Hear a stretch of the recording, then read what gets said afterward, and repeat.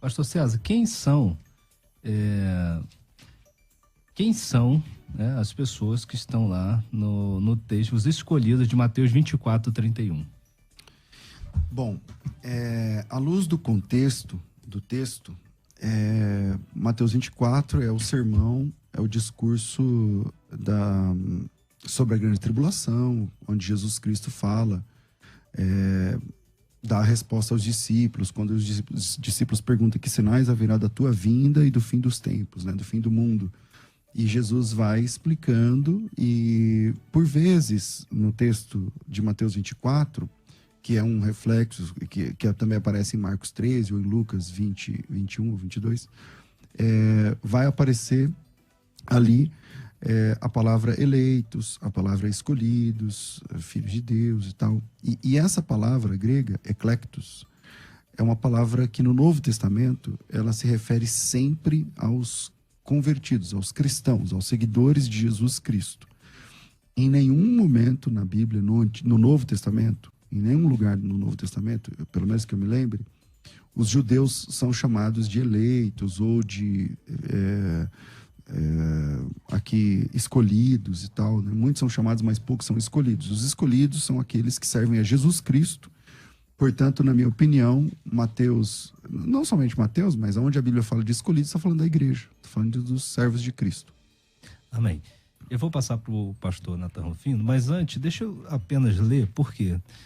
Muitas pessoas estão vindo pelo rádio, de repente dirigindo, não tem acesso. Mas já falou ali o texto? Não, é que ele queria chamar a enquete, mas você já falou da enquete no começo, né? Ah, tá.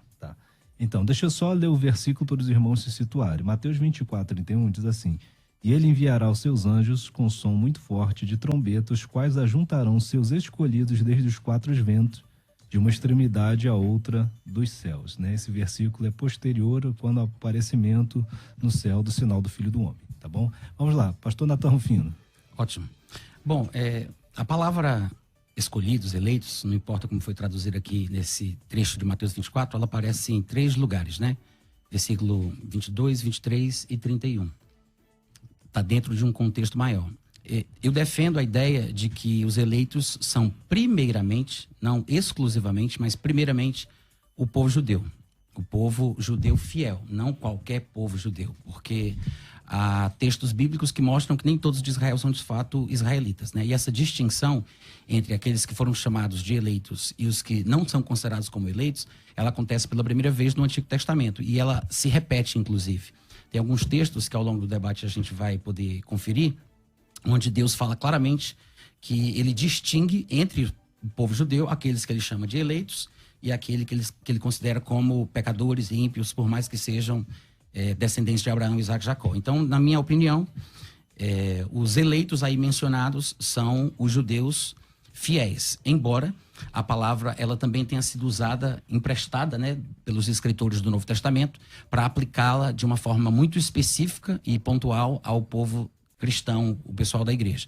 Mas, originalmente, a expressão ela surge dentro da cultura judaica, da cultura hebraica, com um significado restrito, e depois ela se expande. Então, dependendo do lugar onde você estiver lendo, no meu entendimento, eleitos ou escolhidos pode ser o povo de Israel, pode ser a igreja, ou pode ser os dois. Vai depender do que o texto vai delimitar. Pastor César. Bom, legal, a gente está trabalhando no Novo Testamento, né? A língua é grega. Aonde é esse texto que a palavra eleitos tem a ver com Israel, excetuando Mateus 24, onde eu estou dizendo que é a igreja, você está dizendo que é Israel, mas existe algum momento na Bíblia onde Israel é chamado de escolhido? Lá no Novo Testamento? Eu não lembro agora, César, exatamente que texto, mas o contexto de Mateus, embora esteja no Novo Testamento, ele é veterotestamentário, né? A gente sabe que a nova aliança ela só vai começar depois que Jesus Cristo ressuscita dentre os mortos. Porque lá em Hebreus capítulo 7, versículo 12 a 14, ele diz que só há mudança da lei quando há mudança de sacerdócio. Quando ele ressuscita entre os mortos, aí Deus diz a ele, tu és sacerdote eternamente segundo a ordem de Melquisedeque. E o argumentador lá da Epístola aos Hebreus, ele diz que se ele continuasse na terra, nem sacerdote ele seria, porque os sacerdotes vinham da tribo de Levi e Jesus era da tribo de Judá. Então, a nova aliança, quando há mudança da lei, ela realmente inicia quando Jesus ressuscita, o Espírito Santo é enviado. E embora os textos de Mateus, eles reflitam a revelação neotestamentária, porque Mateus, inspirado, já estava vivendo debaixo da nova aliança, ele escreveu realidades que foram vividas e ministradas por Cristo no período do Antigo Testamento, né? Ele estava ali na véspera de inaugurar aquela nova aliança. Então, eu acredito que não seria nenhum tipo de ofensa à palavra de Deus a gente considerar o contexto estritamente judaico de Mateus 24, embora alguns outros elementos também apareçam. E eu digo assim, pelo menos nesse momento em que as palavras eleitos aparecem, você vai ver que elas estão muito próximas de expressões que caracterizam acontecimentos em Israel. Ele chega a dizer que nesse período da tribulação, eles deveriam orar para que a fuga deles não fosse num sábado, para que eles pudessem correr mais de 1 quilômetro, porque a jornada de um sábado não permitia eles irem mais longe do que isso. Ele fala sobre o inverno, porque quando o inverno é muito rigoroso em Israel, principalmente nas regiões do norte, e até em Jerusalém, eles não conseguem se locomover. Então, ele está falando sobre construções arquitetônicas judaicas, ele fala do eirado, ele fala de coisas que fica muito claro que ele está falando sobre o povo judeu. Embora não sejam os únicos que vão sofrer na tribulação, claro. Mas ele diz, inclusive, que quando, pois, o pessoal vê o abominável da desolação, e eu quero deixar claro que eu não estou falando do abominável homem das neves, mas quando o abominável da desolação invadir o lugar santo, ele diz, do qual falou o profeta Daniel, aí ele diz, quem estiver na Judéia, fuja. Então, ele está falando sobre uma fuga da Judéia, porque a Judéia contém o lugar santo. Ele está falando sobre um ataque do anticristo à terra de Israel e ao povo judeu, muito especificamente. É claro que a gente consegue ver elementos que vão se irradiar para os gentios, porque é sempre assim. A bênção vem primeiro para o judeu, mas também é para o gentio. A tribulação e a punição vem primeiro para o judeu, mas também vai para o gentio. Porque, afinal de contas, a quem muito é dado, deste muito será cobrado. Então, no meu ponto de vista, os judeus estão no começo da fila para a punição merecida no período da tribulação.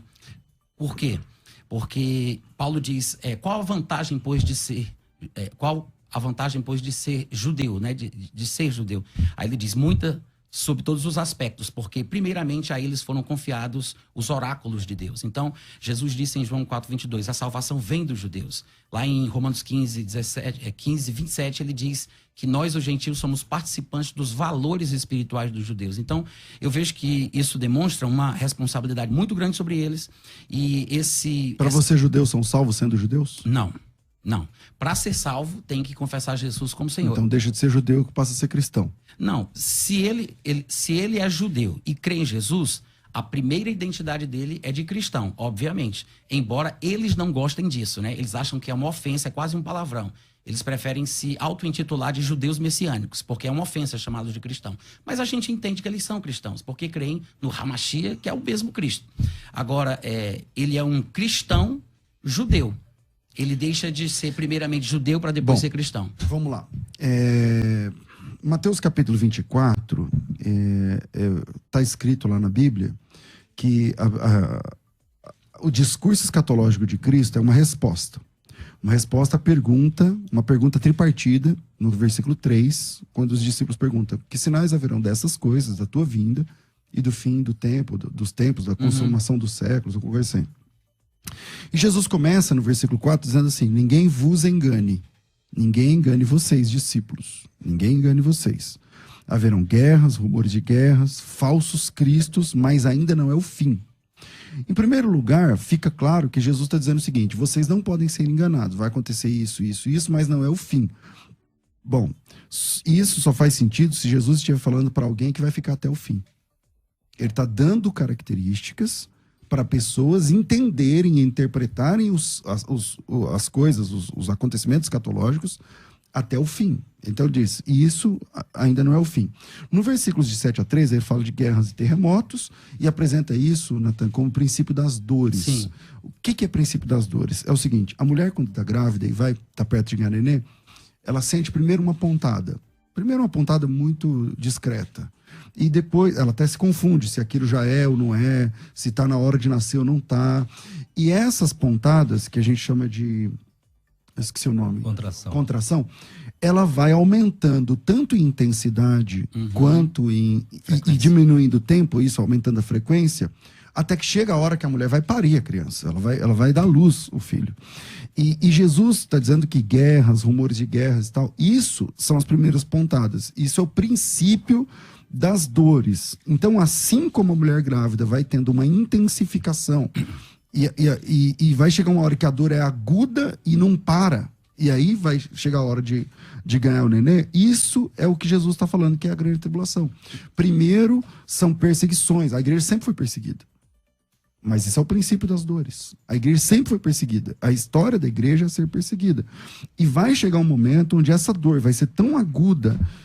Versículo 9, veja, ele fala que é princípio das dores no versículo 8. No próximo ele fala assim: então vocês, de novo, serão atribulados, vos matarão, vocês serão odiados de todas as nações.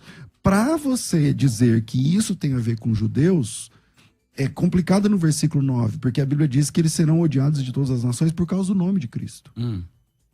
Então, isso claramente tem a ver com cristãos.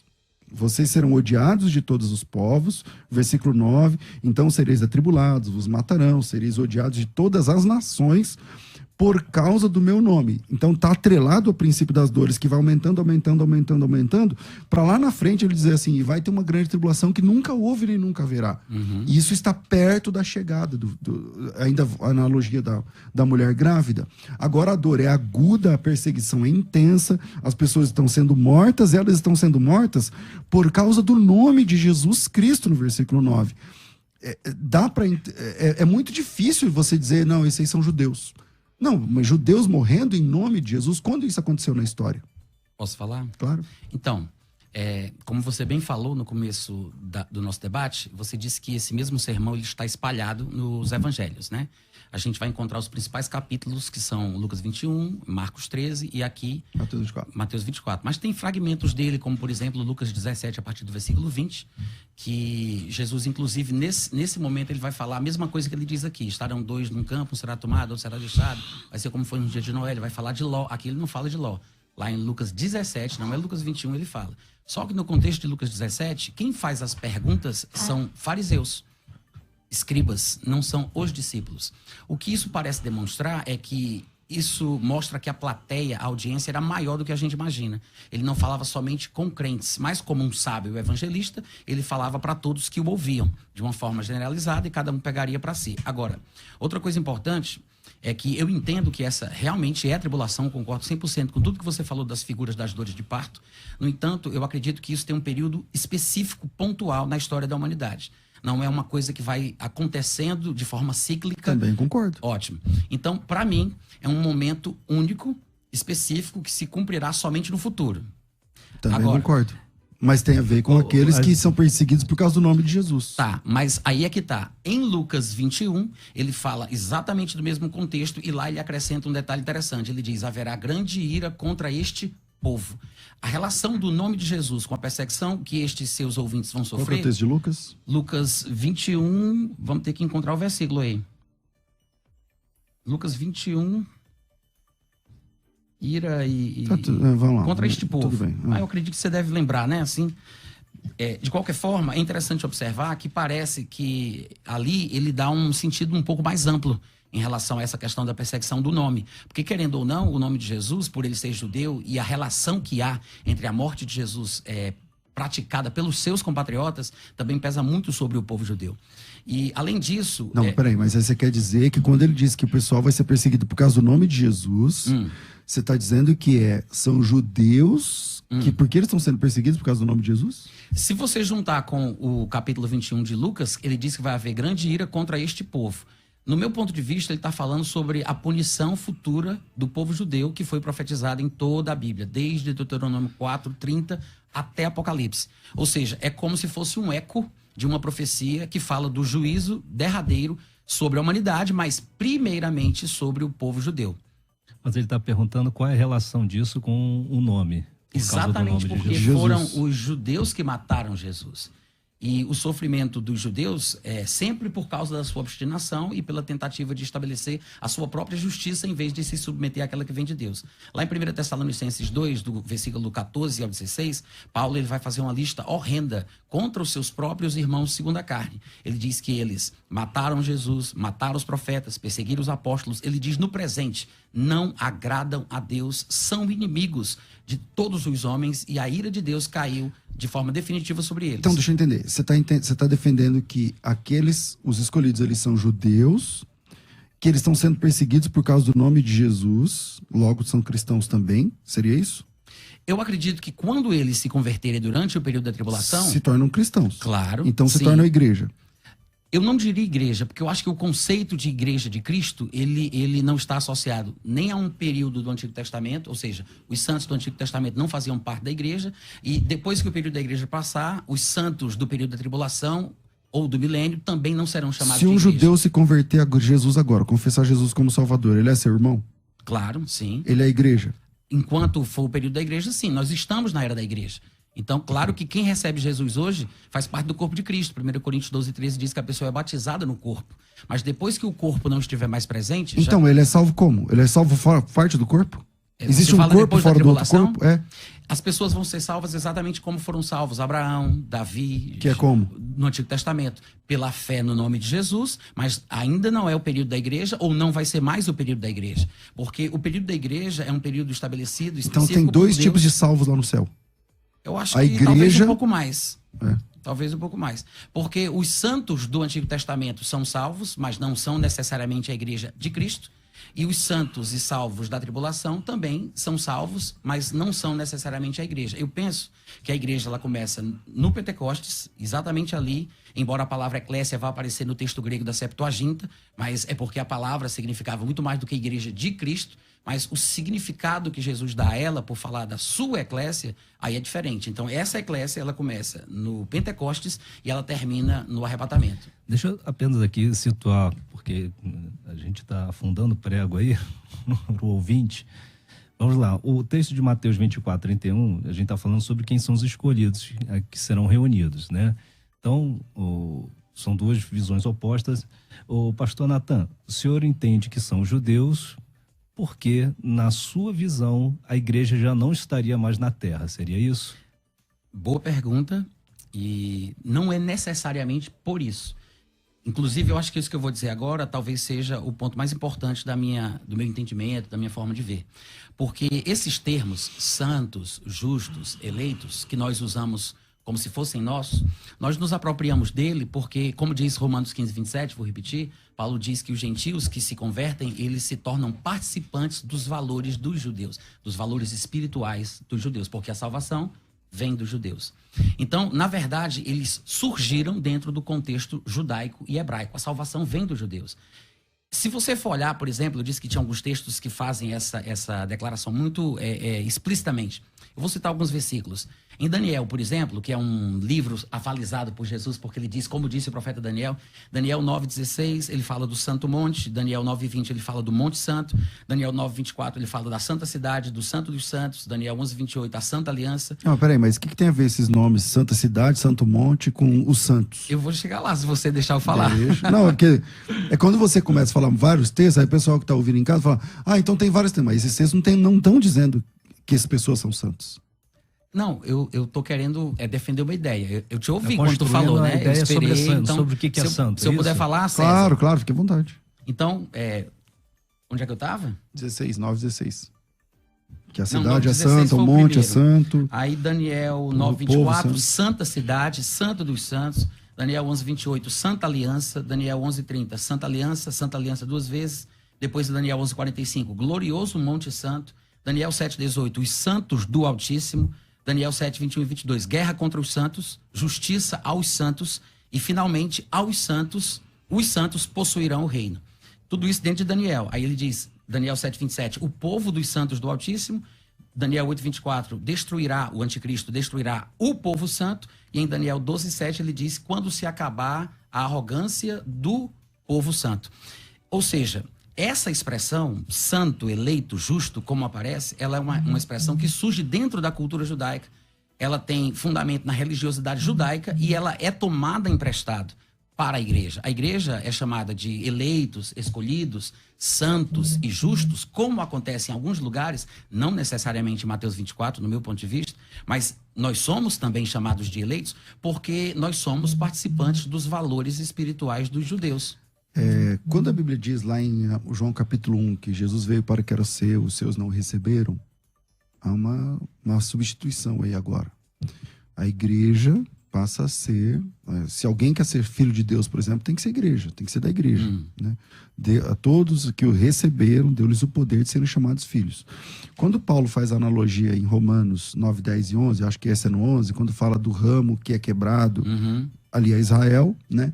E a igreja é enxertada na oliveira cultivada. Certo. E ele diz assim, se vocês que foram quebrados se arrependerem, vocês podem voltar a ser enxertados.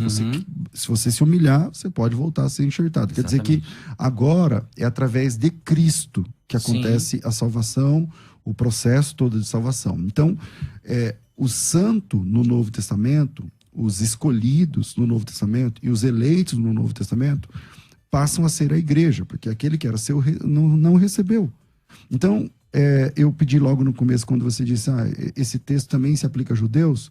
Então, por favor, me mostra um versículo só no Novo Testamento onde judeu é chamado de escolhido. Tem esse texto? Você consideraria que ser chamado de escolhido seria a mesma coisa de ser chamado de povo de Deus? Assim, sem teologia, mas você acha que é relativamente um sinônimo? Se você pegar o contexto do povo de Deus que você apresentar e ali ele for considerado como povo de Deus, mesmo sendo judeu, ok. Tá.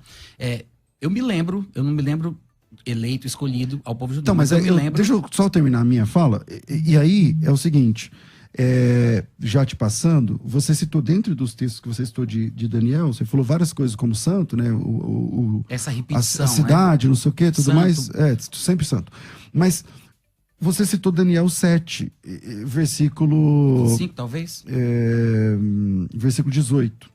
Dizendo que os santos do Altíssimo receberão o reino para todo sempre. Quem são os santos do Altíssimo, lá em Daniel, que receberão o reino para todo sempre? Apenas os judeus? Não, apenas não. Porque, na verdade, o objetivo de Deus... o objetivo de Deus, no meu ponto de vista, é fazer com que, por meio dos judeus, através dos judeus, todo o mundo seja salvo. Porque foi para isso que ele escolheu Abraão. Então, quem são os santos que receberão o reino? Deixa eu falar também. O Sandro está monopolizando aí o microfone. Então, veja o que ele diz. Perdi o raciocínio. O que é que eu estava dizendo? Quem são os santos que ele está perguntando? O que é que eu estava dizendo? Estou falando que começa pelo judeu, que é um desenvolvimento. Sim, Deus escolheu Abraão e ele disse, em ti serão abençoados todos os povos da terra. Então, o que eu entendo é que, em primeiro lugar, primeiramente, essa designação de santos, justos, eleitos que a gente está debatendo aí, é uma designação tipicamente judaica. Claro que a gente, vou repetir, como diz Paulo em Romanos 15, 27, nos tornamos participantes dos valores espirituais dos judeus, também somos chamados, mas nós pegamos os termos de forma emprestada, também somos chamados de justos, de santos e de eleitos. Mas a palavra eleito, ela não significa estritamente a igreja de Cristo. Muito pelo contrário, ela começa sendo usada para designar o povo judeu fiel. O apóstolo Paulo, quando você citou Gênesis 12, né, dizendo que em ti serão benditas todas as famílias da terra, por conta dos judeus e tal, não é essa a hermenêutica cristã. O apóstolo Paulo, trabalhando essa questão, lá em Gálatas capítulo 13, ele diz assim, versículo 15, 3:15, irmãos, falo como homem, ainda que uma aliança seja meramente humana, uma vez ratificada, ninguém a revoga ou lhe acrescenta alguma coisa. As promessas foram feitas a Abraão e ao seu descendente. Não diz aos descendentes, como se falando de muitos, como você quis dizer aqui que eram os judeus. Não diz aos descendentes, como se falando de muitos, porém a um só, ao teu descendente que é Cristo. Então vamos lá, de novo. A santificação agora é a partir de Cristo. Essa hermenêutica de que Deus vai abençoar todas as nações da terra através dos judeus, não. Isso está resolvido em Gálatas 3, 15 e 16. Ele diz o seguinte, como é que Deus poderia abençoar todas as famílias da terra? Através dos judeus. Não é através dos judeus. É através de um judeu chamado Jesus Cristo. Através de Cristo, todas as famílias, todos os seres humanos desse planeta poderão ser abençoados. Como? Através da graça, é o sacrifício de Cristo. Então, volta novamente a essa questão. A gente está falando de judeus por conta da aliança com Abraão, ou a gente está falando daqueles que são abençoados por conta do sacrifício vicário substitutivo de Jesus Cristo? Então, parece que dá a entender que os santos que herdarão o reino, que você citou lá em Daniel 7,18, porque o Daniel tinha tido a visão, não vou, como você diz, monopolizar, mas ele diz assim, versículo 15, quanto a mim, Daniel, meu espírito foi armado dentro de mim, as visões da minha cabeça me perturbaram, não sei o que lá, e eu cheguei perto de uns que estavam perto de mim, 22. e assim ele me disse, me fez saber a interpretação dessas coisas. Quer dizer, o Daniel teve a visão onde os santos eram perseguidos, e aí ele fala assim, quem são esses santos? E o anjo que estava revelando para Daniel disse, os santos do Altíssimo receberão o reino e o possuirão para todo sempre. Parece que isso é uma profecia da igreja que vai receber o reino para todo sempre. Na verdade, a razão de eu ter lido tantos versículos de Daniel, quando ele fala sobre uma aliança santa, um monte santo, um templo santo, uma terra santa e um povo santo, é para demonstrar que não é à toa que ele fala de questões israelitas e judaicas. Nós somos participantes dos valores espirituais dos judeus. Então, não quer dizer que a gente vira judeu, nós não somos o verdadeiro Israel de Deus, como algumas pessoas às vezes interpretam, mas o que isso mostra é que o significado da palavra, onde pela primeira vez na história da humanidade, ou da Bíblia, a expressão santo, justo e escolhidos foram usadas, foi para se referir ao povo judeu. Hoje, nós somos participantes dos valores espirituais dos judeus, mas originalmente eles são chamados assim. Agora, no Novo Testamento, essa forma de se tratar o povo judeu como... É para a igreja isso, no Novo. Calma, César. Eu não estou nervoso, não. Mas deixa eu falar também. Pode continuar, ele só fez uma observação. Não, toda vez que você me interrompe, porque eu gostaria de tá tudo seguir bem o para mim. raciocínio. Eu não te interrompi nenhuma Não, vez. mas se você quiser, então fica à vontade. Mas se você quiser, eu fico só te ouvindo. Eu gostaria, tá bom. se possível, para eu conseguir me focar, entendeu? Então, o que é que acontece? No Novo Testamento, ainda se usa a mesma linguagem. O Novo Testamento ainda distingue Israel e o povo judeu da igreja. Não são a mesma coisa. A palavra Israel e a palavra igreja aparecem cerca de 20 vezes para cada uma no livro de Atos. E uma coisa distinta. E o que acontece é o seguinte, quando a gente vai ver, por exemplo, em relação à expressão escolhidos, que para mim tem muito a ver com o sentido de santos, de justos e etc. Mas quando a gente vai ver o sentido da palavra escolhidos, no Antigo Testamento, você vai ver que é sempre um contexto de Deus dizendo, olha, vocês vão ser espalhados por toda a terra, vocês vão ser punidos. Isso é uma coisa que se repete muito no Antigo Testamento. Mas aí ele fala, mas eu vou trazer vocês de volta, eu vou recolher vocês das nações, eu vou perdoar vocês, vocês vão ser salvos. Mas ele sempre fala que vai ter uma punição antes. Vai ser o tempo de angústia para Jacó. É uma referência aos descendentes de Jacó falando do povo israelita. Por exemplo, em Isaías capítulo 43, versículo 10, ele diz assim... Isso é Deus falando com o povo judeu. Vós sois as minhas testemunhas, diz o Senhor. O meu servo, a quem eu escolhi, o meu eleito, para que saibais e me creais e entendais que sou eu mesmo e que antes de mim Deus nenhum se formou e depois de mim não haverá outro. No 43, ainda versículo 20, ele diz, os animais do campo me glorificarão, os chacais e os filhotes de avestruzes, porque porei águas no deserto e rios do ermo, para dar de beber ao meu povo, ao meu eleito, ao meu escolhido. E quando chega em Isaías 65, do 7 ao 16, depois vocês podem conferir, ele vai falar sobre os dois grupos dentro da nação judaica. A uns ele diz que punirá e a outros ele diz que preservará. Aos que ele preservará ele chama de eleitos e aos que ele punirá ele chama de rebeldes, desobedientes. E ele fala no versículo 9, farei sair de Jacó descendência e de Judá um herdeiro que possua os meus montes. E os meus eleitos herdarão a terra, e os meus servos habitarão nela.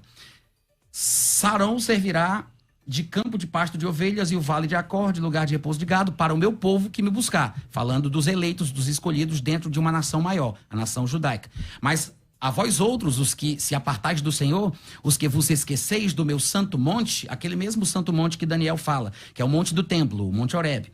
Porque tem uma aliança santa, um templo santo, um monte santo, um povo santo, a terra santa. Aí ele fala de coisas ruins destinadas a ele. Aí depois ele faz uma dobradinha. No versículo 13 ele diz, pelo que assim diz o Senhor, eis que os meus servos comerão, mas vós, desobedientes de Israel, não comerão.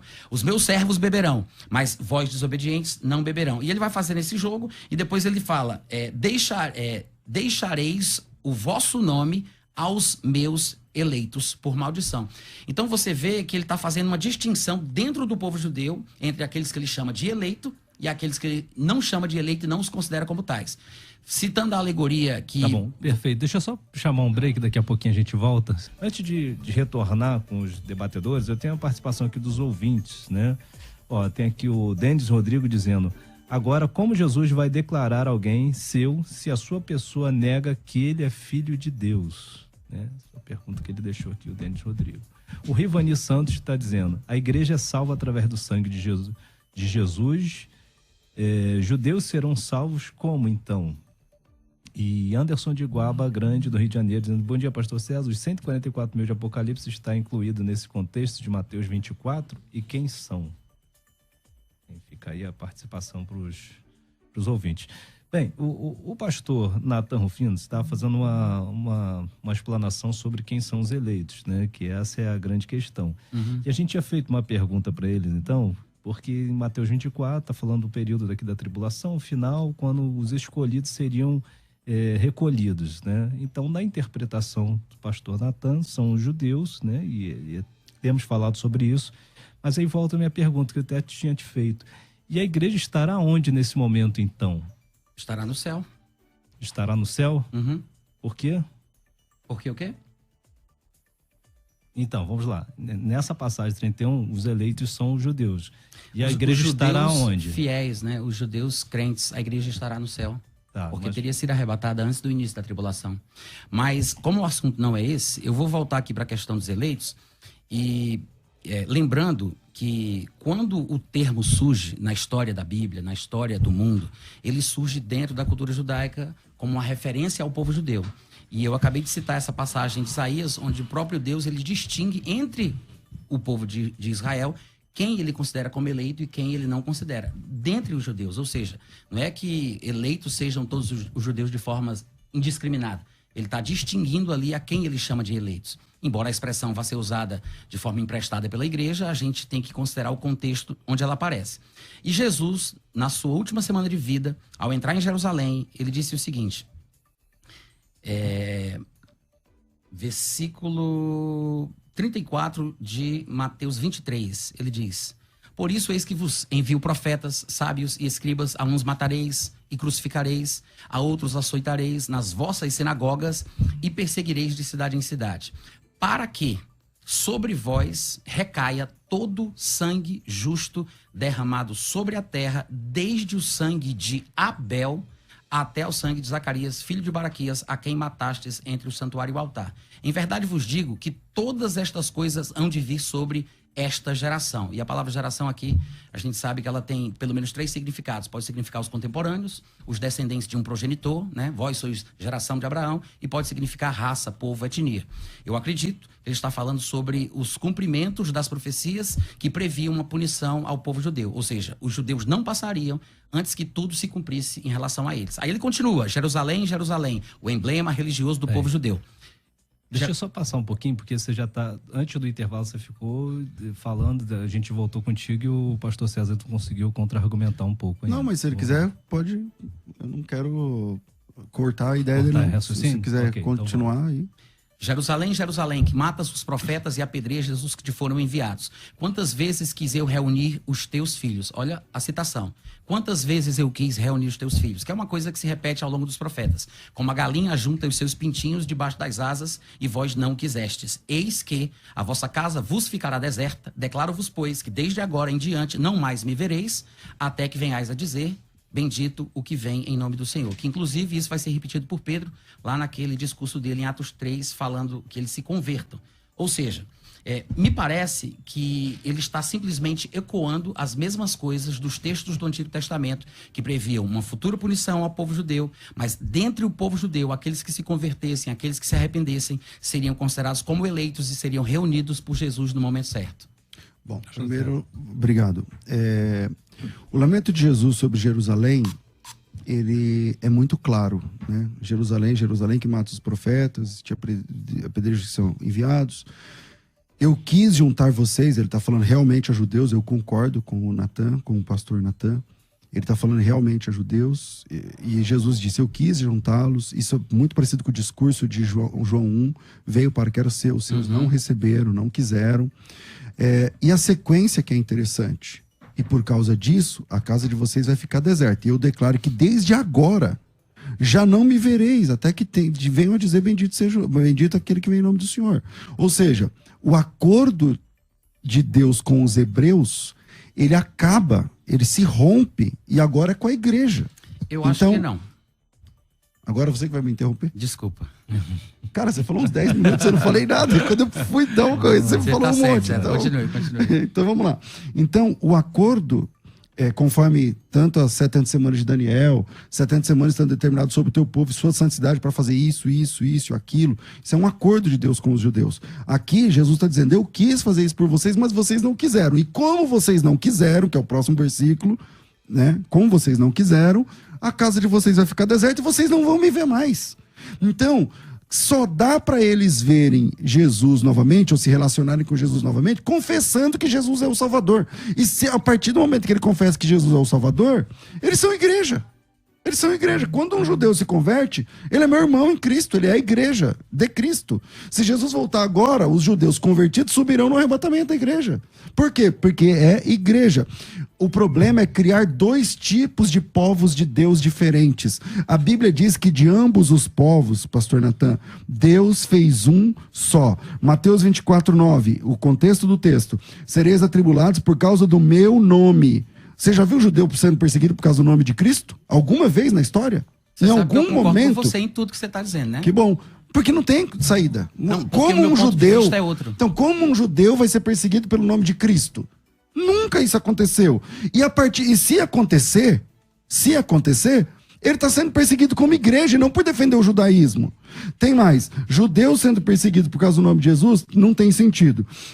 Mateus 24:13 diz que aquele que perseverar até o fim será salvo. Até o fim. Mateus 24:15, a grande tribulação fala num tom de aviso. Ele está dizendo, presta atenção, que isso, fiquem espertos com isso, aquilo. Esse tom de aviso só faz sentido com quem fica até o fim. Senão não faz sentido. Se a igreja foi arrebatada antes, por que Jesus está dizendo, olha, vai vir falsos cristos? Eles não vão ver. Por que ele está dizendo, vai um tempo de angústia como nunca houve? Eles não vão estar lá. E por que Jesus está dizendo, fiquem espertos com isso, sendo que a igreja não vai estar? Mateus 24:21 vai dizer que vai ter uma grande tribulação como nunca houve e como nunca haverá no mundo. Isso tem a ver só com os judeus? No versículo 22, onde a palavra escolhidos aparece, eclectos, diz que os escolhidos estarão atravessando a grande tribulação com todas as letras. E que será dolorosa, e que se não fosse abreviados até ninguém salvaria, mas por causa dos escolhidos.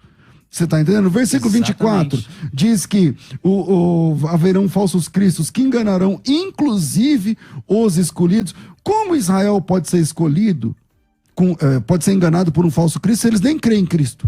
Na verdade é mais difícil enganar a igreja. No entanto, o que eu estou querendo dizer é porque você falou coisas que, na verdade, eu defendo. Eu não estou dizendo o contrário do que você disse. Mas o meu ponto aqui é tentar demonstrar que, quando uma palavra eleitos aparece na Bíblia, ela pode ter significados diferentes. Então, só que o que a gente está falando aqui... Perdão, não, agora deixa eu falar também, né? Não, só um minuto, porque o povo não pode entender. Na verdade, a grande discordância aqui é o seguinte... É que quando você defende que são judeus, isso implica em uma série de outras questões que acabam não sendo resolvidas. Não é só a palavra escolhido, o que significa a palavra escolhido na Bíblia, mas dentro desse contexto. Então, como eu estava dizendo, a palavra escolhidos ela vai aparecer em diversos contextos diferentes. E dependendo do contexto, é que a gente tem que saber do que a palavra está falando. Porque, inclusive no Novo Testamento, os judeus são tratados como povo de Deus, mesmo em estado de ignorância, de rebeldia e de incredulidade. Como, por exemplo, lá em Romanos 10, Romanos 11, quando Paulo diz que deles são as alianças, deles descende o Cristo, a eles pertence a glória. Ele está falando de um Israel em pecado e desobediente, mas ele atribui a eles a glória, a aliança e tudo mais. Então, dependendo do contexto, a gente tem que analisar o que ele está falando ali. Agora, sobre essa questão destes eleitos, que não importam quais sejam, mas destes eleitos serem recolhidos neste período da tribulação, nós temos, por exemplo, passagens no Antigo Testamento que já falavam sobre isso. Eu acredito que a tribulação ela não é uma doutrina criada no Novo Testamento. A igreja, sim, é uma coisa totalmente nova na Terra. Ela é uma doutrina neotestamentária. É um mistério, como Paulo vai dizer, né? Não era uma informação de domínio público. Agora, a tribulação não. É um conceito do Antigo Testamento. Ela irradia para o Novo Testamento, mas ela surge lá. Porque tem uma ligação com a desobediência das alianças que Deus estabeleceu com o povo judeu. E quando a gente vai ver, apenas citando pouco, mas quando a gente vai ver essas citações dos profetas falando que eles seriam espalhados, mas que finalmente seriam reajuntados novamente, e voltando para aquela passagem de Jesus, veja que ele disse, quantas vezes eu quis. Ou seja, ele está falando ao longo da história, várias vezes, em várias situações. Em Deuteronômio... Só uma pergunta, me mostra um texto onde os judeus serão espalhados e Deus promete juntá-los? Qualquer profeta, me mostra um texto que eu te mostro, que esse texto está falando da diáspora da Babilônia. Tudo bem. Deuteronômio capítulo 30, versículo 4, diz assim, ainda que os teus desterrados, falando do povo judeu, estejam para a extremidade dos céus, desde aí te ajuntará o Senhor teu Deus e te tomará de lá. Depois pula para Isaías 43, versículos 5 ao 7, e ele diz, não temas, pois, porque sou contigo. Trarei a tua descendência desde o oriente, te ajuntarei desde o ocidente, direi ao norte entrega, ao sul não retenhas. Trazei meus filhos de longe e minhas filhas das extremidades da terra. A todos os que são chamados pelo meu nome e os que criei para a minha glória e que formei e os fiz. Aí depois, Isaías, meus dois últimos textos. Isaías 11, do versículo 11 ao 12. Ele diz, naquele dia, o Senhor tornará a estender a mão para resgatar o restante do seu povo, que for deixado da Síria, do Egito, de Patros, da Etiópia, de Elão, de Sinar, de Ramate e das terras do mar. Levantará um estandarte para as nações, ajuntará os desterrados de Israel e os dispersos de Judá recolherá desde os 4 confins da terra. E em Isaías 27, 12 e 13 ele diz, naquele dia em que o Senhor debulhará o seu cereal desde o Eufrates até o ribeiro do Egito, e vós, ó filhos de Israel, sereis escolhidos um a um, naquele dia se tocará uma grande trombeta, e os que andavam perdidos pela terra da Síria e os que foram desterrados para a terra do Egito tornarão a vir e adorarão ao Senhor no Monte Santo em Jerusalém, que é justamente quando Jesus vai falar sobre a grande trombeta, recolher os escolhidos, trazendo-os para a sua terra. Então você acredita que vai ter 2 tipos de arrebatamento? Não. Creio em um arrebatamento só. Isso aqui não é um arrebatamento. Então, calma aí, vamos lá. Mateus 24 e 31, que é o tema do nosso debate, diz assim, e ele enviará, deixa eu ver aqui, perdi aqui o texto. Ele enviará os seus anjos com som muito forte de trombeta, os quais ajuntarão seus escolhidos desde os 4 ventos, de uma a outra extremidade dos céus. Tá. Vai juntar todos os judeus de forma sobrenatural. Não todos. Tocando uma trombeta. Os escolhidos. Então, mas quem são os escolhidos, então? Os fiéis, os judeus fiéis e, claro, se gentios aderirem à fé judaica de que Jesus é o Cristo, eles também estarão no pacote. Mas a fé judaica não crê que Jesus é o Cristo. Na verdade, nunca é a fé judaica, né? Porque nós somos devedores aos judeus. A primeira igreja cristã do mundo foi formada toda por judeus. Depois ela foi alcançando os gentios. Então vamos lá. Gálatas 3, 28 e 29 diz assim, ó, nisto não há judeu nem grego, não há servo nem livre, não há macho nem fêmea. Nem homem nem mulher, isso. Porque todos vós sois um em Cristo Jesus. E se sois de Cristo, sois descendência de Abraão e herdeiros conforme a promessa. Amém. Romanos capítulo 2, versículo 28 e 29 diz assim, porque não é judeu o que é exteriormente. Apenas nem... exteriormente. Apenas. Não é quem é. É que eu estou citando o texto. Eu estou citando o texto bíblico. Nessa versão não tem a palavra apenas. Então vamos lá. Porque não é judeu o que é exteriormente, nem é circuncisão o que é exteriormente na carne, mas judeu é que no interior, e circuncisão é no coração, no espírito, não na letra, cujo louvor não provém dos homens, mas de Deus. Colossenses capítulo 3, versículo 12 diz assim, revesti-vos, pois, como eleitos de Deus, santos e amados nas entranhas da misericórdia, da benignidade, tal. Veja, a Bíblia, ela tem um discurso neotestamentário onde eleitos não cabem a judeus. No primeiro minuto do debate, na minha primeira fala, eu falei, apresenta um versículo, porque aí resolve tudo. Onde judeu no Novo Testamento é chamado de eleito. Não tem esse versículo, mas tem a tentativa de dizer, não, escolhido aqui, que sempre é a igreja, escolhido sempre é a igreja, sempre. No Novo Testamento é um padrão onde a palavra eclectos, ou eleitos, ou escolhidos, tem a ver com aqueles salvos em Cristo Jesus. Nós somos devedores da cultura judaica. O que o apóstolo Paulo diz sobre isso? Ele diz que a cultura judaica, da qual você está dizendo que nós somos devedores, ele considera como esterco. Não é bem isso, né?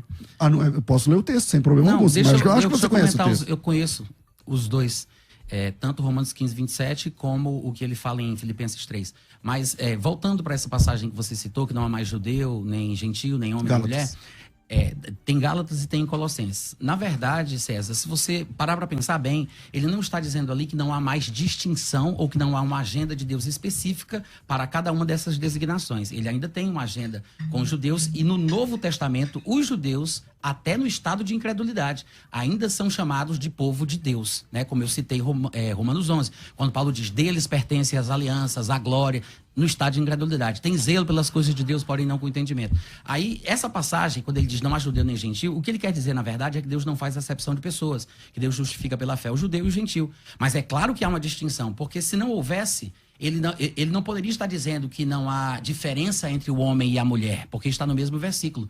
Há designações específicas para os homens e há designações específicas para as mulheres. A gente não pode dizer, não, o homem e a mulher agora é uma coisa só, não tem mais diferença.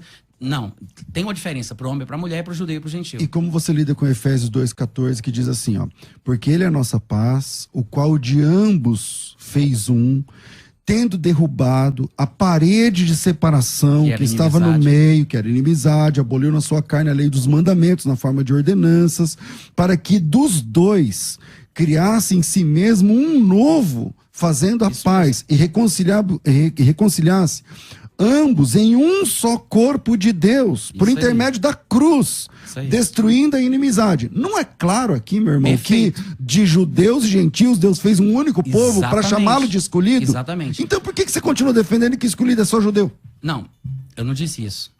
Eu não disse que escolhido é só judeu. Eu disse que a primeira vez que a palavra aparece e que se repete é no Antigo Testamento, mas ela vai ganhando novos significados à medida que o Novo Testamento começa. Ela toma-se emprestado pela igreja e ela é aplicada tanto no seu sentido original para o povo judeu, como também agora é aplicada para a igreja. Então, no Novo Testamento, era aplicada a quem?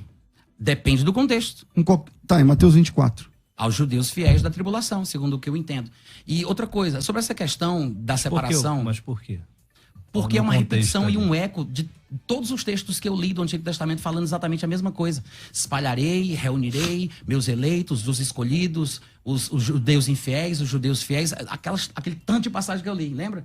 Tudo aquilo ali está falando basicamente a mesma coisa que Jesus. Às vezes até quase nos mesmos termos, porque é um eco, é uma profecia que ecoa de geração a geração. E Jesus, ele não está falando nada novo. Ele está apenas repetindo o que já havia sido dito sobre a questão da reunião do povo judeu. Mas é um povo rebelde, é um povo contumaz, é um povo que desobedece a Deus, que quer sempre estabelecer sua própria justiça. É por isso que lá em Gálatas capítulo 4, ele vai falar sobre os seus compatriotas, Paulo, e ele chama os judeus incrédulos de ismaelitas, o que é uma ofensa gigantesca, porque ele diz que Agar e Sara são duas alianças e são duas são alegóricas, né? Essas mulheres e os filhos que saíram delas são alegóricas. Aí ele diz, Agar representa a Jerusalém atual com os seus filhos, ou seja, Paulo ele diz, né, claramente que para ele os judeus incrédulos são descendentes de Ismael, espiritualmente falando. E assim como o que nasceu da carne perseguia o que nasceu do espírito, da mesma forma os judeus carnais, que não nasceram de novo, estavam perseguindo os judeus crentes em Jesus. Mas a igreja cristã, no começo da história do cristianismo, era toda de judeus. Somente depois de um tempo é que os gentios começaram a entrar. Mas ele está fazendo uma comparação entre o judeu incrédulo e o judeu crente. Eu queria chamar a atenção de Mateus 24 para a figura narrativa, que começa no versículo 27 em diante, porque, inegavelmente, você como bom pré-tribulacionista, e é um grande pré-tribulacionista, tem meu respeito, Lá em Tessalonicenses 4,16, tem lá, o mesmo Senhor descerá do céu, com alarido, voz do arcanjo, som da trombeta de Deus, tem nuvens, ares, céu, tudo mais. Essa mesma figura narrativa também aparece em Mateus capítulo 24. Não é lógico entendermos que está se tratando do mesmo texto? Veja, versículo 29. Logo, depois da tribulação daqueles dias, sol escurecerá, lua não dará sua claridade, estrelas caindo do firmamento, poderes do céu serão abalados, aparecerá no céu o sinal do Filho do Homem, os povos da terra se lamentarão, virão o Filho do Homem vindo nas nuvens do céu com poder e grande glória, ele enviará os seus anjos com clangor de trombeta, que reunirão os seus escolhidos. Não é óbvio que essa figura narrativa descrita em Mateus 24, 29 a 31, se trata da mesma de Tessalonicenses? Afinal tem a nuvem, os ares, o céu, os anjos, a trombeta, o sol escurecendo. Então, não é óbvio que é a mesma coisa? Eu entendo perfeitamente a confusão, eu entendo. E eu sei que as pessoas fazem essa associação. Eu gosto de brincar dizendo assim, que esse tipo de raciocínio, às vezes, César, se parece com uma história que eu sempre conto. Eu encontrei um amigo meu que eu não via há muito tempo e ele me contou que o tio Marcos dele tem 2 filhas gêmeas. Eu vou para o centro da cidade e eu encontro uma irmã, uma moça que tem uma irmã gêmea. Aí eu concluo, essa menina com certeza é a filha do Marcos. Ou seja, eu concluo não necessariamente pelos fatos, mas pelo que parece ser. Tem semelhanças? Tem. Eu concordo com você e até acho justificável a confusão. Mas eu acho que tem mais diferenças do que semelhanças. Além disso... Mas quando você descobre que ele tem 2 filhas gêmeas, fica mais fácil. Aonde Claro, está dizendo que isso vai acontecer 2 vezes? Pode induzir ao erro. Não, tudo bem, mas onde está acontecendo que esse fato, que você mesmo concorda que é muito semelhante, vai acontecer 2 vezes? Onde está escrito? As palavras, as expressões, mas as diferenças são maiores. É isso que eu estou querendo falar. Porque, na verdade, ele não está falando de 2 arrebatamentos ou que vai acontecer 2 vezes. Ele está falando de 2 coisas diferentes, no meu ponto de vista, tá? Mas que uma trombeta vai tocar para levar a igreja e uma trombeta vai tocar para trazer os judeus. Foi o texto que eu li em Isaías 27. Lembra? Isaías 27, versículo 12 e 13, ele diz: naquele dia em que o Senhor debulhará o seu cereal desde o Eufrates até o ribeiro do Egito, e vós, filhos de Israel, sereis escolhidos um a um. Naquele dia se tocará uma grande trombeta, e os que andavam perdidos pela terra da Síria, os que foram desterrados, etc. Isaías o quê? É Isaías 27, 12 e 13. Agora, falando dos contextos de Mateus 24 e de 1 Tessalonicenses 4, se a gente analisar o contexto de cada passagem, olha que curioso. Em 1 Tessalonicenses 4, Paulo está falando sobre o arrebatamento, do versículo 13 ao 18, e o que seria o versículo 19, que na verdade se convencionou que seria o 1 do capítulo 5, mas é uma sequência, né? O pessoal dividiu ali como um bloco semântico, mas ele está na sequência. Ele acaba de falar do arrebatamento, aí ele passa a falar sobre o que ele chama de o dia do Senhor. Aí ele começa a falar sobre destruição repentina, como as dores de parto que vem para aquela que está para dar à luz. Então, ele está falando sobre o arrebatamento e a tribulação. Eu acho que o fato dele ter se dado o arrebatamento primeiro é didático, porque o arrebatamento vem primeiro e a tribulação vem depois. Pastor Natan Rufino, só um minutinho, porque o nosso tempo está esgotando. A gente vai continuar nas redes sociais, tá? No YouTube lá da FM Musical 105.7, tá no canal também do pastor Natan Rufino, no canal do pastor César Cavalcante, tá bom? Então, pro pessoal que tá ouvindo, né, aí pela rádio mesmo, a gente encerra aqui, vai começar outro programa. Se você quiser continuar, você entra pelas redes sociais. Lembrando que na segunda-feira, para quem já tá aí no rádio, o tema é quem eram os filhos de Deus, né, que tá lá em Gênesis, capítulo de número 6. Vamos lá, vamos continuar. Pode continuar?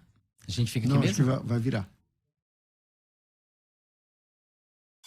ZYD 930, Rádio Musical FM São Paulo, 105.7. Ouça em qualquer lugar do mundo, também pelo site www.fmmusical.com.br. Musical FM, uma emissora da rede LC de mídia. Você está ouvindo Debates, aqui na Musical FM. Ouça também pelo nosso site www.fmmusical.com.br. Olá, graça e paz. Voltando aqui para o debate, agora nós estamos ao vivo pelas redes sociais, aqui pelo YouTube.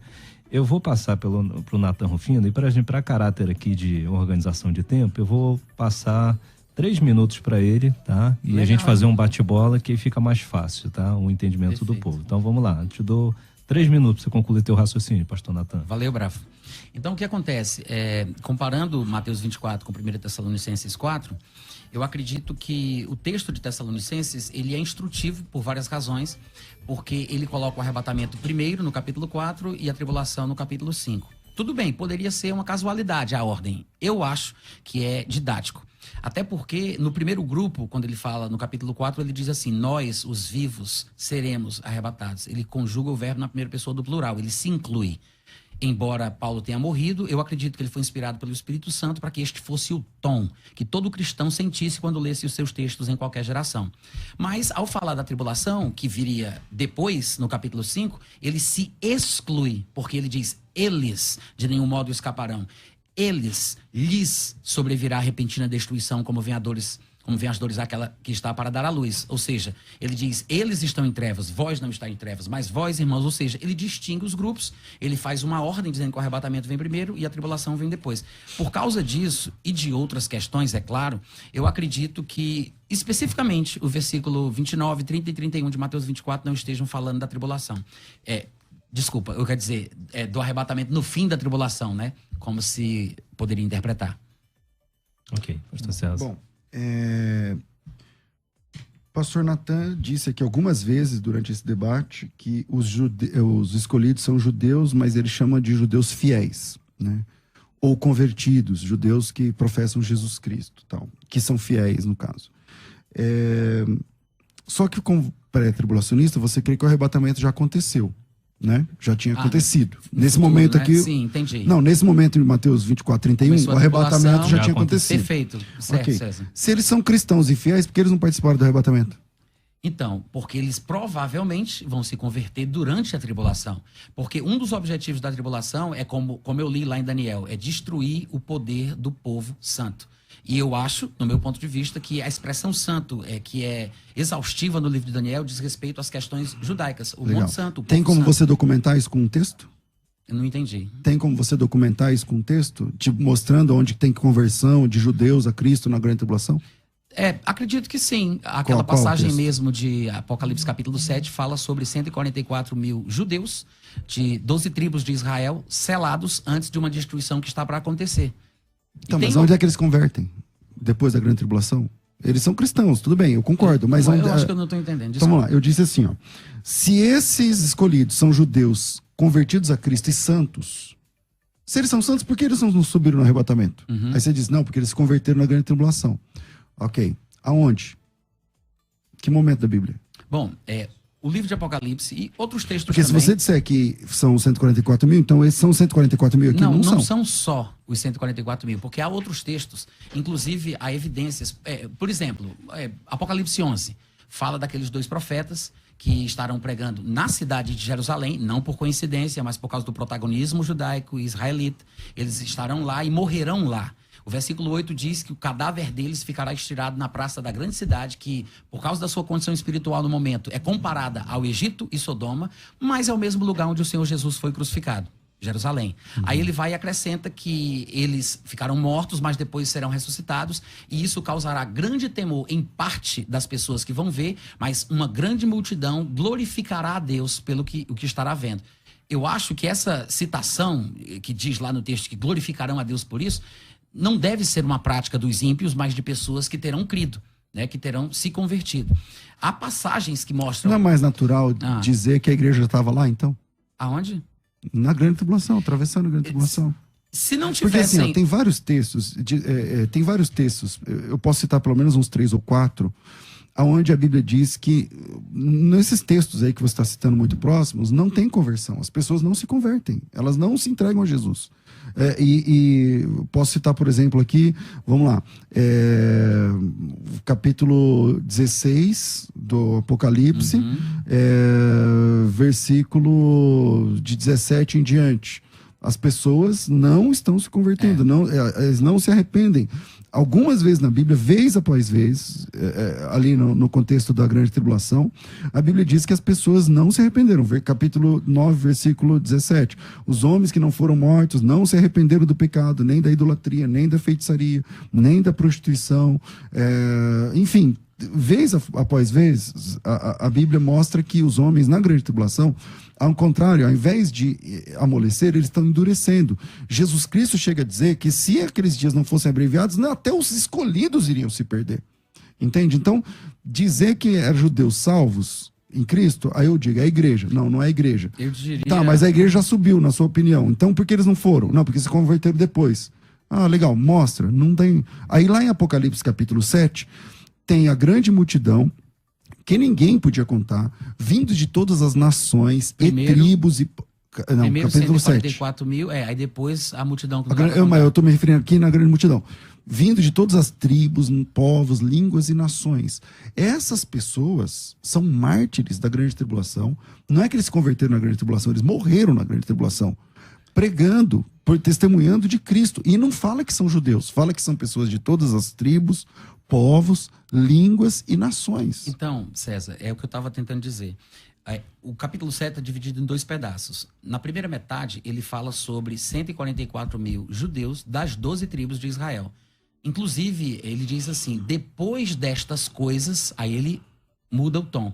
Aí ele diz, aí vem a parte que você citou. Ou seja, ele mostra 2 grupos, 144 mil, ou seja, um grupo contado, e depois uma multidão que não dá para enumerar, ou seja, um grupo contado e um grupo incontável. São 2 grupos diferentes. Ambos judeus, na sua opinião? Não, porque a primeira metade fala muito claramente que são 144 mil, especificamente, das 12 tribos Sim, de mas Israel. a grande multidão não é de judeu, então. Não.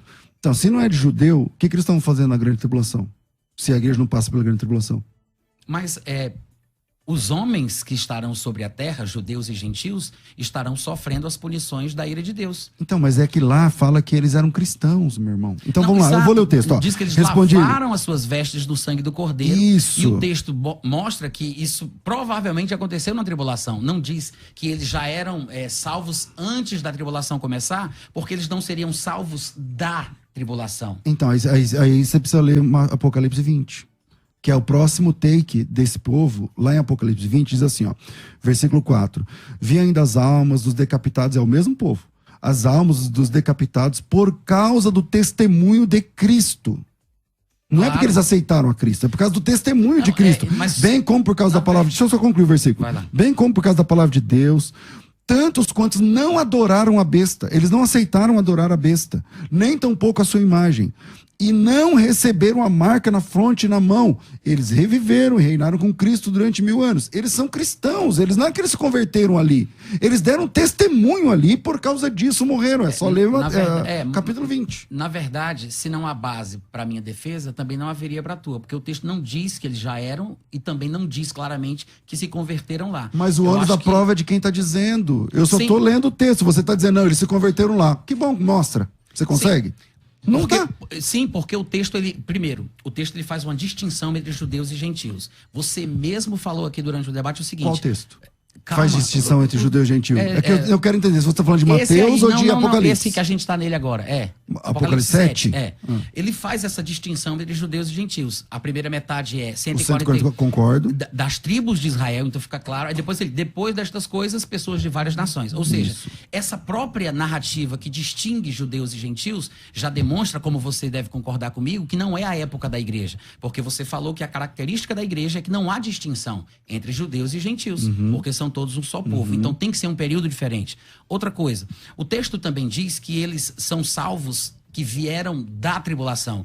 A construção do texto faz a gente pensar que eles lavaram as suas vestes no sangue do Cordeiro durante aquele período. Por quê? Porque tem textos em vários lugares do Novo e do Antigo Testamento falando que muitas pessoas se arrependerão durante o período tribulacional. Muita gente vai continuar duro, não vai glorificar a Deus por causa dos favelos. Não, você falou que tem vários textos onde as pessoas vão se arrepender. Qual que é um? Um deles, por exemplo, Daniel capítulo 12, versículo 1. Ele diz assim, nesse tempo, falando sobre o período da tribulação, o contexto do capítulo 11 todo é sobre isso, ele continua no 12 falando assim, nesse tempo se levantará Miguel, que é o grande príncipe, o defensor dos filhos do povo de Israel, do teu povo, o anjo diz para Daniel, e a razão dele se levantar é porque deve haver uma necessidade, ele diz, e haverá tempo de angústia, qual nunca houve, desde que houve nação até aquele tempo. Mas naquele tempo será salvo o teu povo.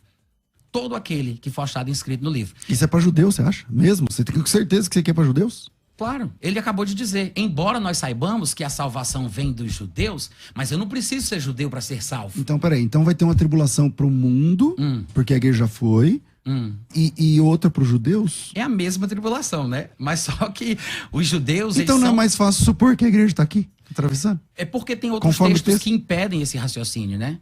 E como é que vocês dois interpretam Apocalipse 9:20? Os outros homens que não foram mortos por essas pragas não se arrependeram das obras de suas mãos. Ele está falando especificamente ali destas pragas que ele acabou de mencionar, né? O livro de Apocalipse, ele tem muitos outros capítulos e em cada momento ele aborda uma determinada coisa. Lá em Apocalipse 11 ele fala que os homens que viram a ressurreição dos profetas deram glória a Deus. Então, todo mundo que não se arrependeu dessa praga, todos que não morreram por intermédio dessas pragas aqui, eles não se arrependeram. É essa sobra de pessoas aqui que não se arrepende, quem são? Os homens, está dizendo os homens? Os homens? Então são os homens, judeus ou gentios. O texto, se ele não é claro, não tem como a gente tentar dizer o que ele não diz. Agora, no capítulo seguinte, fala dos homens glorificando a Deus quando vem a ressurreição dos profetas. No capítulo 11, que é o próximo capítulo. Bom, em Apocalipse, eu disse agora há pouco, né, que volta e meia a Bíblia fala que os homens não se arrependem. O capítulo 16, por exemplo, versículo 8 e 9, a taça derramada sobre o sol e tal. E a Bíblia diz que os homens não se arrependam. No versículo 10 e 11, uma taça se derrama sobre o trono da besta, o reino se faz tenebroso, não sei o que lá. Os homens mordiam a língua de dor, mesmo com as feridas, eles também não se arrependem. O capítulo 9, que o pastor Henrique citou, também os homens não se arrependem. Então é bem difícil.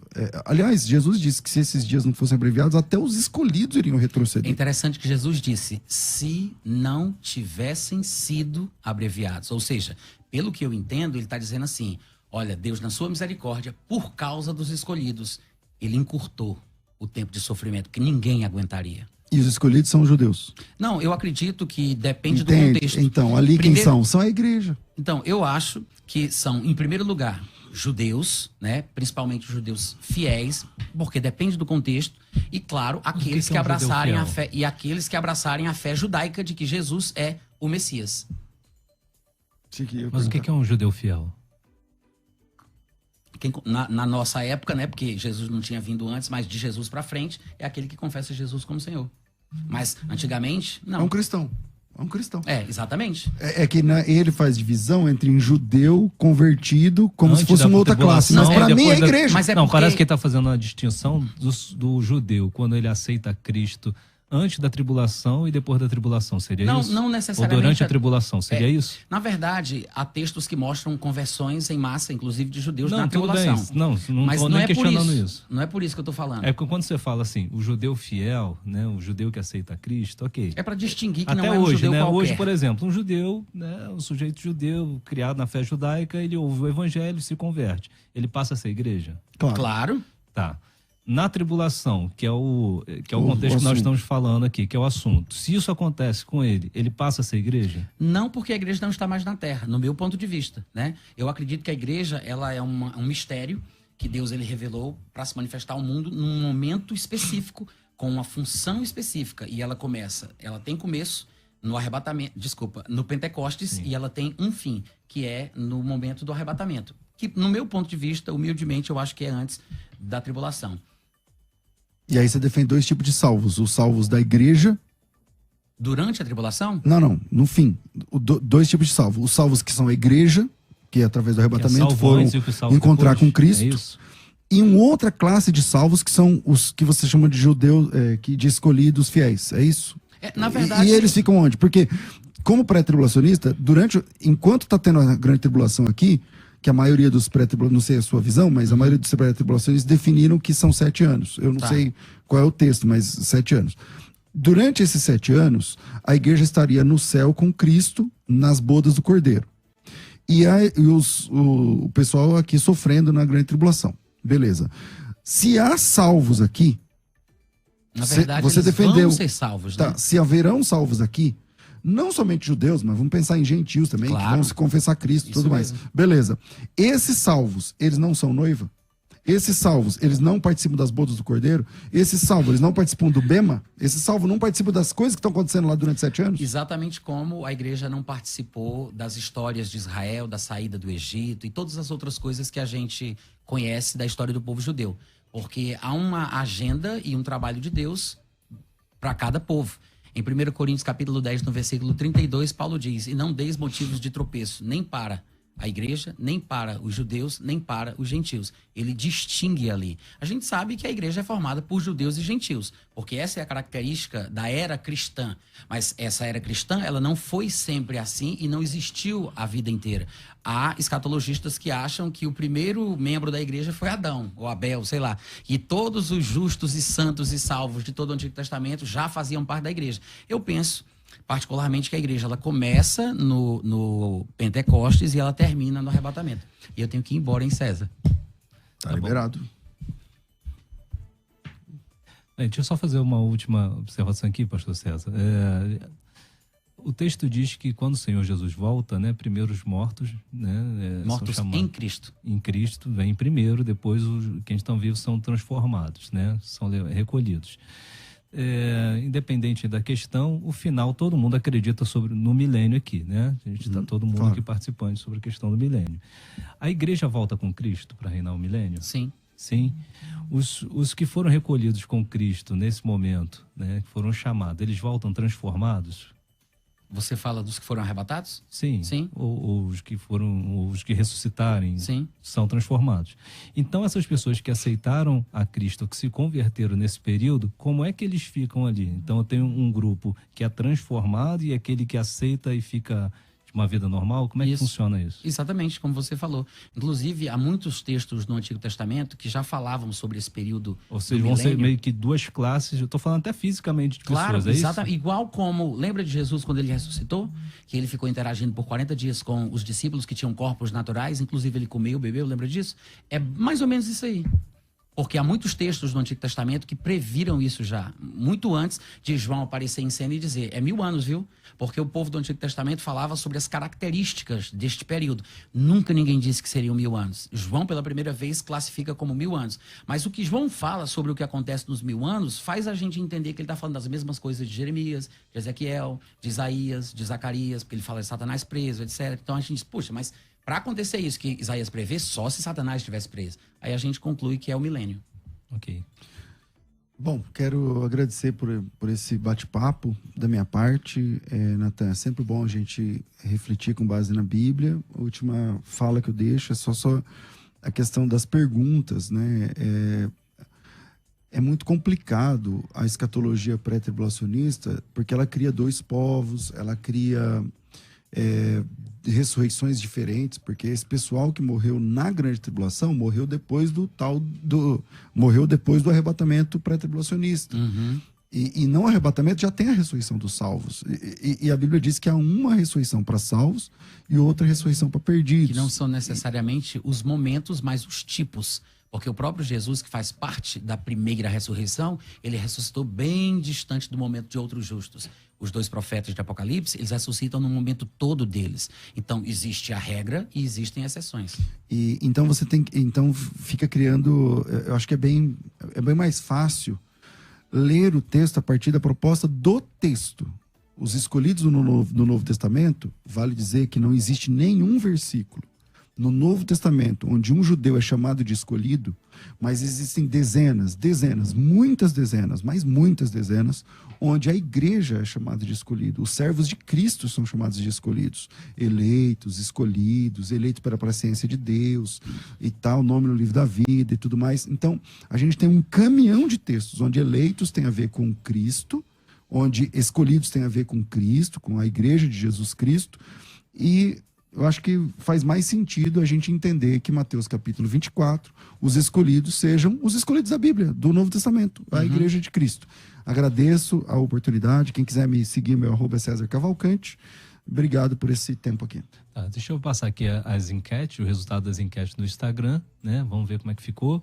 Quem são os escolhidos de Mateus 24? Para 25% dos ouvintes acreditam que são judeus e para 75% dos ouvintes eles acreditam que é igreja. Agradecimento, um abraço. Manda seu contato aí, o pastor Rufino. Obrigado, também. Bravo. Bom, eu tenho um site que é o meu nome, natanrufino.com.br. Também tem uma loja lá de livros. Eu tenho 7 livros publicados sobre assuntos diferentes. 2 de escatologia, um sobre o arrebatamento antes da tribulação e um sobre o anticristo. E agradeço aqui pelo convite, pela oportunidade. Gostei muito, vocês foram bem respeitosos. Foi muito bom. E se fosse sempre assim, seria maravilhoso.